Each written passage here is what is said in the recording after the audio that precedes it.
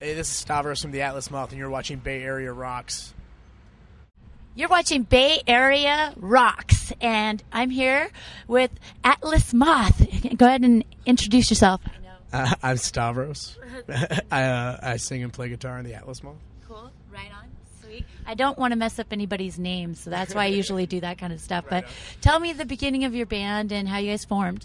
Our drummer Tony and myself hung out quite a bit at my house, and I had just broken up with a band that I was with for about 7 years. So it was kind of just like, started off as just like, hey, you want to write songs with me and record them in my basement? And it just kind of snowballed from there. A couple years later, it's like actually like 4 years later, we're here. So it's been that's in a nutshell, if you will. Cool. Yeah. So how's the tour been going for you guys? It's been really fun. We've gotten to play with obviously St. Vitus and Helmet and Crowbar, bands that I've personally loved since I was a kid. So that's kind of an honor. And then to play with Kylesa and Red Fang and Howl every night, it's awesome. They're our contemporaries and bands that we enjoy listening to on the regular anyway. So it's cool to see them every night and get to know them as people and hang out. Cool. And you guys play South by Southwest, right? Yes, we did. And did you do it 2 years in a row, right? Yeah, we did it last year. Last year we kind of overdid it. We did 7 shows in 5 days. Wow. Yeah, it was not fun at all by the end of it. We were all pretty exhausted. This year we only did the one show, and it went a lot smoother, although I prefer the city of Austin without South by Southwest there. Yeah, it's a bit more chill. I love the town. So it's a bummer when it's inhabited by 1 million people that are all drunk. Yeah, so. It's almost like going to New Orleans or something. It is. It's like Mardi Gras on acid. Yeah, it's pretty intense. That's sweet. So tell me about the new album that you guys are working on. Right before we left for Metal Alliance, we started tracking a new record or whatever. It's almost done, about 85% done. So as soon as we get home next week, we'll go right back into the studio and finish it up, and it'll be out in September. And what's it called? It's called An Ache for the Distance. Sweet. And how did you come up with that title? I have no idea. I wrote it down at some point, and I found it in my phone on a note. And I thought it sounded pretty cool. I don't know how it came up. I have no idea.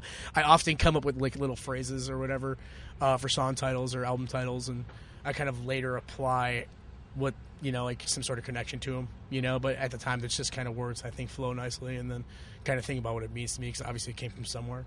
So, yeah. So who's producing the album, and where are you recording it? We recorded it at the same place with Andrew from our band. He recorded it and mixed it, and we had a friend Sean come in and engineer on it too, amongst a couple other people that were working at the studio at the time. So it was at Phase at Highland Park. We're going to be finishing up at Wall to Wall in Chicago though, come in April. So with Andrew again behind the boards, finishing on up, and then we mix it, and I believe James Murphy from Death is mastering it, and then it'll be out September 20th. Sweet. That sounds really killer. So what festivals have you played? Well, we did South by Southwest, and we did I don't remember what it was called. It was the first Buzz Oven reunion show. We're not much of a festival band, though. This is kind of our first foray into it. And it's definitely our first touring festival scenario. So it's been interesting, to say the least. It's a lot of work. So you guys are from Illinois, is that correct? We're from Chicago. Oh, yeah. Chicago. Yeah.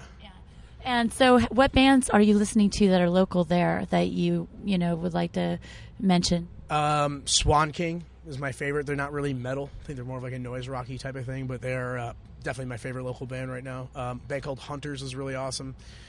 The Reptoids, who are an almost all girl, 3/4 of a girl band. They're just kind of rocking kind of metal-ish stuff, I suppose. But them, obviously the classics like Yakuza and Indian, Sweet Cobra. Chicago is a really cool scene. It's a bunch of bands that don't sound anything like each other, so it's always interesting. See something different every night. That is awesome. You guys have a bunch of clubs there too, right? Yeah, we have a ton. Yeah, quite a few. So, what band would you like to share the stage with that you haven't yet? The Deftones. Deftones? Yes, the Deftones would be, I think, all of our number one choice for sure, or Metallica. Just to say we did it. Cool. Yeah. So, why did you choose to play guitar? Probably because I had nothing better to do.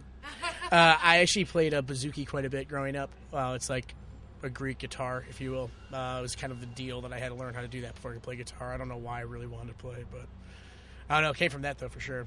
Cool. I'm sure I thought it looked cool. I mean, let's face facts. I was like 10. So, What advice would you give like new musicians starting out? this is a dying industry, and that they should probably stay in school. That's funny. That's what. Well, it's an interesting time for the music industry. I mean, like, who buys CDs? You know, I mean, I admittedly download music every single day because I'm broke, and it's out there for free. You know, and I always buy stuff that I really, really want. You know, but I can imagine if I was 14-year-old me who loved music and couldn't afford a CD, like, why the hell would I pay for it when the internet, and it's not even a program, you know, it's Google, you know? I mean, it's just so available, but there's also, I guess, a little punk rock in me that, like, loves that, you know, where it's kind of like if we really wanted to, we could just give our record to people, you know? So, I mean, it all depends. I mean, I guess if you're talking about a young musician in a band, just tour. It's the only way to do anything. So how'd you get the name Atlas Moth? I mean, I know it's a moth, right? Yeah. We didn't want a metal name, you know, like the whole whatever super like gladiator like Viking crap, you know. It's like it's totally not us, you know. So we were obviously all, like really into psychedelic music and 60s stuff, like, you know, Grateful Dead or like you know, The Doors and Iron Butterfly. So when thinking of a name, we were trying to think kind of outside of the box, and we wanted something like super big and like trippy, I guess, was really the idea. And I brought up the Atlas Moth because I saw a documentary about them, and I thought they're like fucking dinosaurs or something like that, you know? They're a giant fucking insect. So it was just kind of like thrown out there very haphazardly, like, how about that? And everyone was like, yeah, sure. And it stuck. I don't know. We didn't really try to ever come up with anything after that. We're pretty lazy, so that worked. And you guys are headed out on this tour. You're going to where next? What's the next stop? San Diego tomorrow night. Yeah. Oh, sweet. Well, thank you very much for the interview. And you guys sounded killer up there, by the way. Most definitely check out Atlas Moth. And you're watching Bay Area Rocks.